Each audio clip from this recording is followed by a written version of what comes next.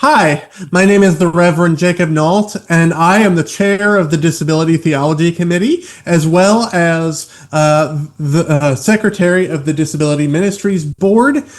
We are tasked with putting together these Access Sunday resources for you. Thank you so much for watching our sermon discussion video on our gospel text for Access Sunday. I've got two really good friends with me, and they'll introduce themselves in a minute. I'm just gonna say I use pronouns he, him, and his. I am an early 30s white man with glasses and blonde hair. Today I am wearing a teal shirt, and I'm in my church office. I serve as pastor of Union Congregational Church in Waupun, Wisconsin, which is in the southernmost tip of northeast Wisconsin, and I'm also a musician as well. So Kim, why don't you introduce yourself? Sure. Hi, I am Reverend Kim Sholin, she, her pronouns, and I am a 40-something white woman with blonde curly hair and pretty thick black rim glasses. And I am wearing a blue Phillies shirt and sitting in my living room. My dog is next to me. You can't see her, but just know she's there and she's part of this discussion too. And I serve a congregation in North Fork, California called Grace Community Church, UCC, and they are fantastic people.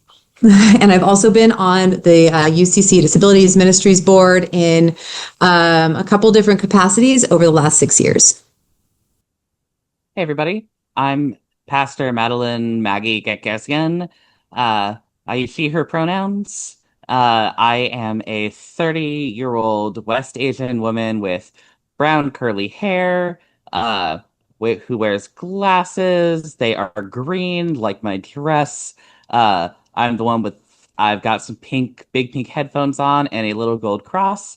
I'm sitting in front of a Progress Pride flag, and I serve the United Methodist Church of Merced, California.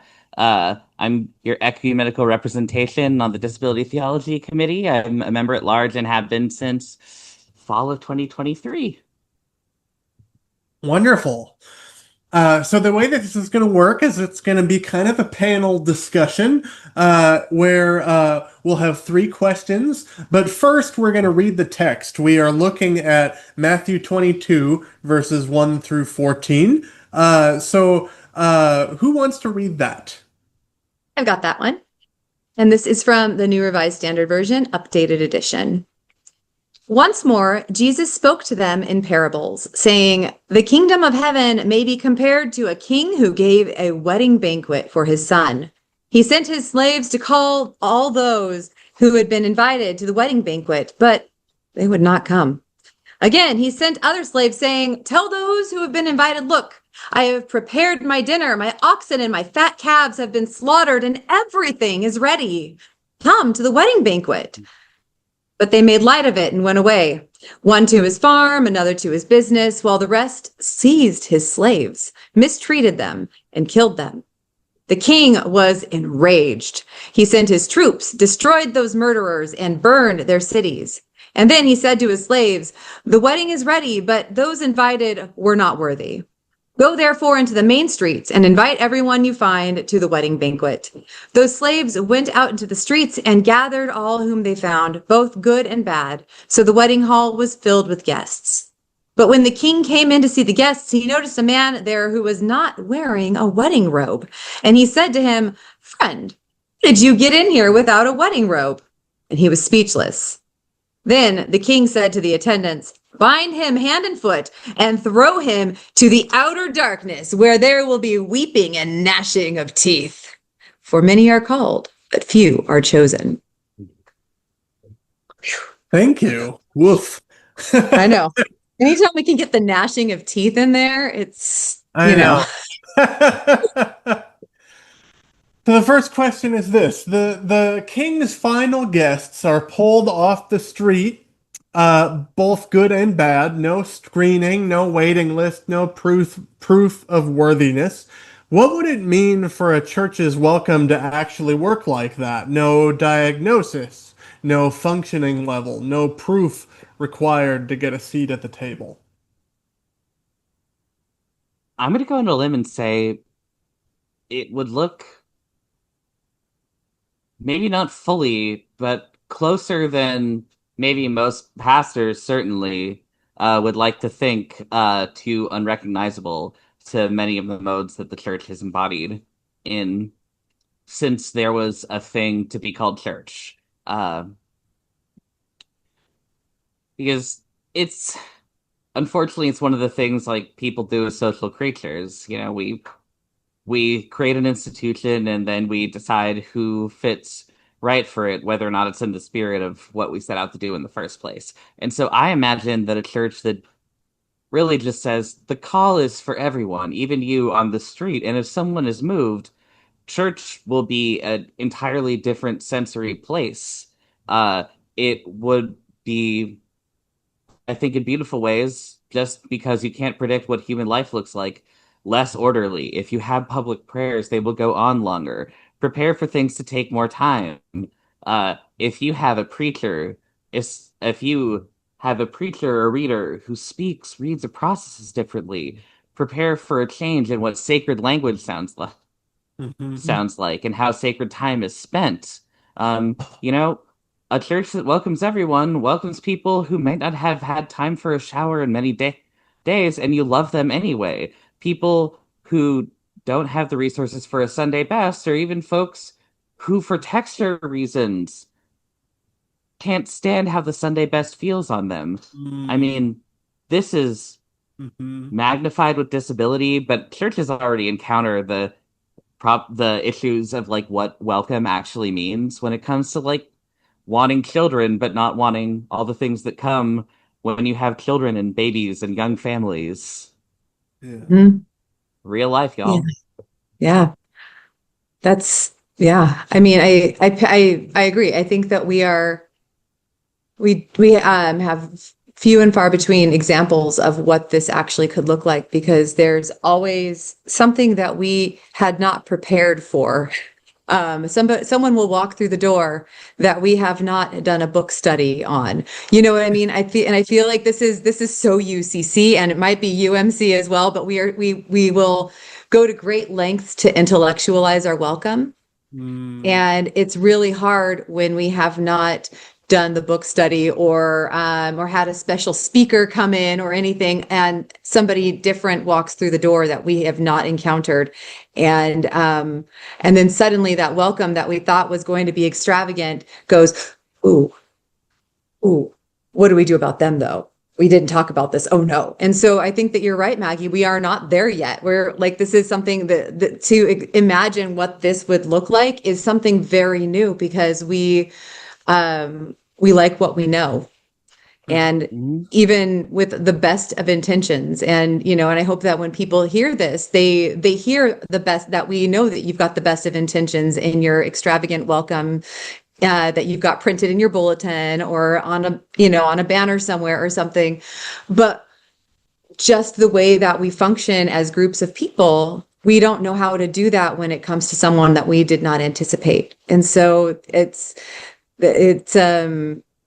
exciting to think about what it means and also daunting because that means, okay, but what about this person? And then you have to and so it's a lot easier just to say, um, to envision it with all of the noise, smells, garments, and everything, but without the people. I mean, it's like this. Mhm. I was picturing when I was trying to think of things that I've seen that might be like this. And the closest I can come is like after a rocky flight with a bunch of strangers, everyone's Mm. applauding when the plane is landing. And, in that moment of like everyone being in the same space, celebrating the same thing and having that without having a clue who everybody else is next to them, what they brought with them or any of that. You usually know if the person brought the fish sandwich, but other than that, you don't know Mhm. anything else about who they are. And so I envision that this kind of worship would look like everybody celebrating when a plane Mm. finally lands after a bunch of turbulence. I mean, it's like it's not a pretty picture, but everybody is thrilled to be there together in one piece. Yeah, absolutely. And I think it's human nature for us to try to understand why someone is different from us. But I think the leap that we don't as often make is that different doesn't have to be bad. Um, Mhm. and also, like we think we like to think that we're farther along than we are. But one of my favorite quotes from a seminary professor on the very first day of seminary orientation, Christopher Grundy said to all of us, a professor at Eden said, "We are all on the way. No one has arrived." Uh, and I think about that in juxtaposition to disability because of all of the ways that all of us are trying to continue to, make those things work and try to figure out what extravagant welcome actually looks like and feels like. So, second question. The man without a wedding robe is blamed for something that he theoretically had no time or means to fix, having been invited straight off the street. Where do we still tell disabled people that they didn't prepare correctly for church, didn't request access early enough, didn't explain their needs clearly enough, when the invitation itself never really gave them what they need to meet that standard? Yeah, that burden of self-disclosure Yeah. um, Mhm. is that feels like showing up and being told that you don't have the wedding robe for sure. Like Mhm. uh, I just, for goodness sake, I just want to come in and sit down and hear about Jesus. Please, like, don't Mhm. make me Yeah. disclose all of my diagnoses and give you a full list of my medications. Like this is Mhm. like our spaces um, so often do require that we share with them what we need because they're not prepared for us. And so this part of it, and I'd never thought about it again until you phrased it that way. I almost wonder if Jesus is describing the kingdom in progress, like where the Mm. church actually is right now, and where we are seeing, somebody's not prepared or has not, again, if we have not given them our long list of access needs, that we then hope and pray that they Mhm. will decide to give us a little sliver of humanity. Um, and we get thrown to the outer darkness if we Mhm. don't do the work of preparing them. And so as like listening to this, it makes me wonder if like, well, this is, if the kingdom is the people who are assembled in God's name right now, Mm. then is Jesus describing how we are treating people and what it is right now? I mean, I love that they're so delightfully vague, so we can Mhm. play with that idea too. Yeah. Yeah. Parables, man, they're messy. Yeah. Um, They really are. I I think about a very excellent conversation I had with a colleague about adaptation to disability and particularly neurodivergence. When you show up differently into a space with really like defined expectations, people get uncomfortable. Mm. And often the response of discomfort is that sudden, oh crap, look. It's the widening eyes, the sudden sweat, rise in pulse, stress. Mm. And instead of saying, what imperfect thing can I do, can we do to welcome this person who didn't show up the way I assumed everyone would show up into this space, respond to this invitation, they just decide, oh, this is too difficult. Into the outer darkness, into the wailing and gnashing of teeth. Yeah. Yeah. You know, uh in July, I led my church in a worship series for Disability Pride Month. And on the very first sermon of the new annual conference year, uh, I made the decision to reintroduce myself with the language I was learning to adapt to how I show up differently as a neurodivergent person. Um, Because in a lot of ways, I don't wear, even though I'm the pastor, I don't wear the wedding robe. Mm. Or rather, my wedding robe is hard to recognize. Instead is, hi, most of you know me already. My name is Madeline Gekesian. Y'all call me Maggie. Y'all call me Pastor Maggie. And we speak a different body language. We show up in a space and a conversation differently than each other. Right. And Mhm. all that. And this, and if we're, and Kim, I think we're onto something with this parable describing a kingdom in progress, a Mm. going on to perfection, not an existence in perfect love. Uh, because there's still the impulses of whatever in our in a Christian life stands in for the king, whether it's God or in our understanding of them or our institutions. We are not there yet. And what does it Right. take to get there? Right. And I think we as a wider church need to get better at not having to have all the information in advance about what people need. Uh, because, like Kim says, they just want to come into church and sit down and hear a good word without uh, having to be questioned. And I mean, certainly there are steps we can take, right? We can have headsets that help folks with hearing disabilities. We can have uh, Zoom worship services for people who can't leave their homes, or it's more difficult for them to leave their homes. But we as a church cannot anticipate every single thing, and because we can't anticipate every single thing, we shouldn't expect the people who come to our worship services to anticipate every single thing that they might need either. It goes Mhm. both ways. Hmm. Mhm. Yeah. So, the last question.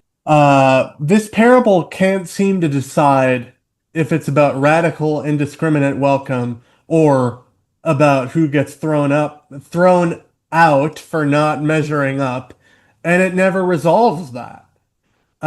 Which king is your church actually living out? The one who fills the hall with everyone he can find, or the one who still has someone removed, or maybe is it somewhere in the middle? Yes. Like, you know, sure, it's a funny response, but I think at a certain level it's true. Yeah. Um, I continue to think about Kim's language from, just the last question of is and yet to come. Um, Part of that, contradictory time position that the that God's self exists in, was, is, and shall be. And often the challenge of the church is balancing our was, is, and shall be. The impulses of what was and the impulses of what we know God is calling us to be will produce contradictions in the present. Um, Churches are very good at saying and even doing some hard work to learn and prepare how to say, we radically welcome.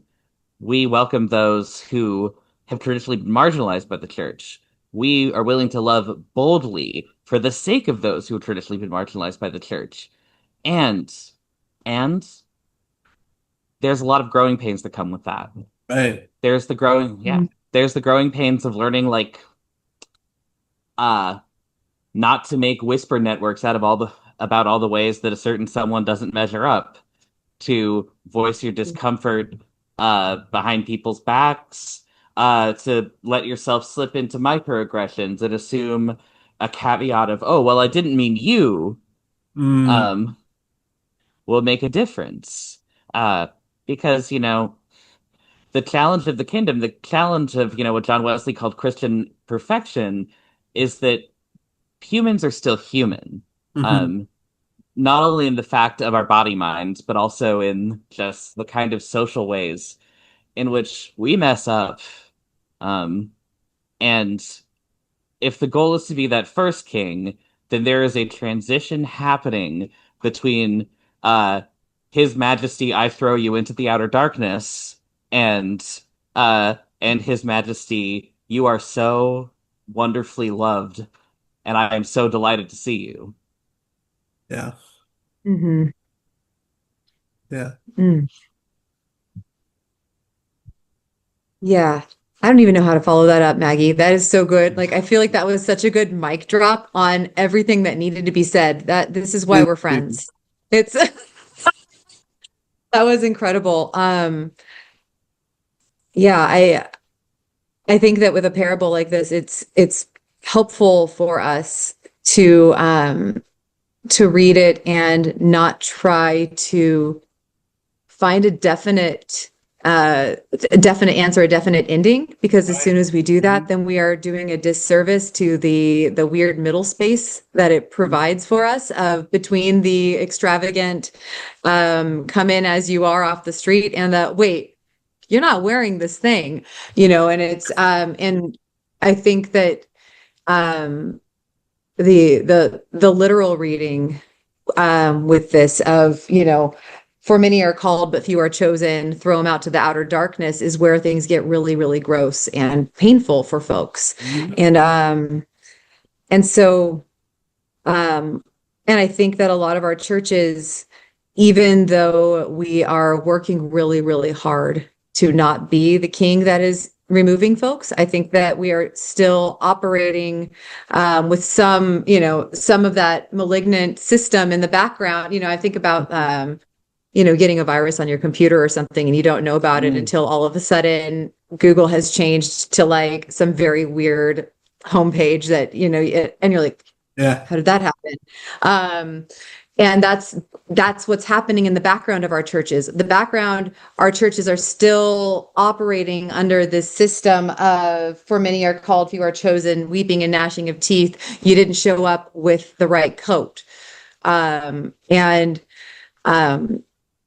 Yeah, so I think that a lot of us are still actively living out that second version of the king, even though we're trying so hard to be that first one. And so it's the parables like this that make us sit with how far along we've actually come and where we can get with that. So Old habits die hard, as they say. That's right. And I think that we like to think we're at a certain place, but this parable and others like it sort of remind us that there are two ways to be the church. There are two extremes in some ways.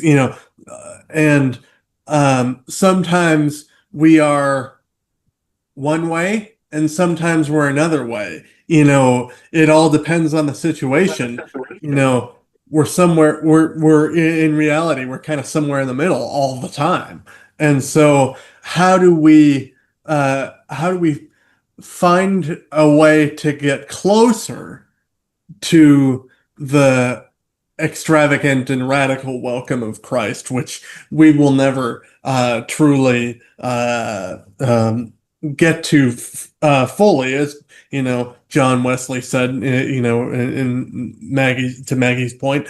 But there's that doesn't mean that the work doesn't matter. That doesn't mean that the work is not worthwhile to try to move the needle. yes.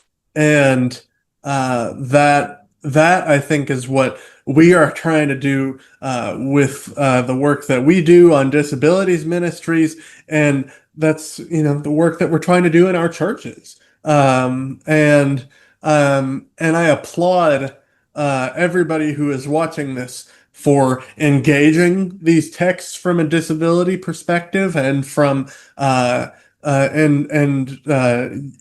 using one of your Sundays to talk about accessibility and disability justice. Not everybody does that, and I thank you for doing that, because all of us have to start somewhere.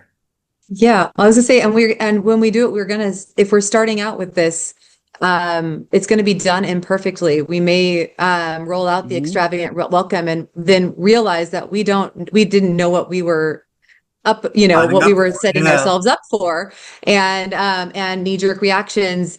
You're not wearing the Mhm. coat, get out of the hall, right? Right. And so I think that, like, as you're doing Access Sunday and you are beginning to practice disability theology, you're going to make some mistakes. You're going to say some things that you're like, that came out of my mouth just now, really? And like, just keep doing it. Keep engaging with it. Mhm. Keep trying, because that's the way to keep these conversations going. Yeah. Mhm. Yeah. Yeah. And saying sorry when you've made a mistake is a great spiritual discipline. I am Yes. HO. Yep. Yes. Yeah. Indeed.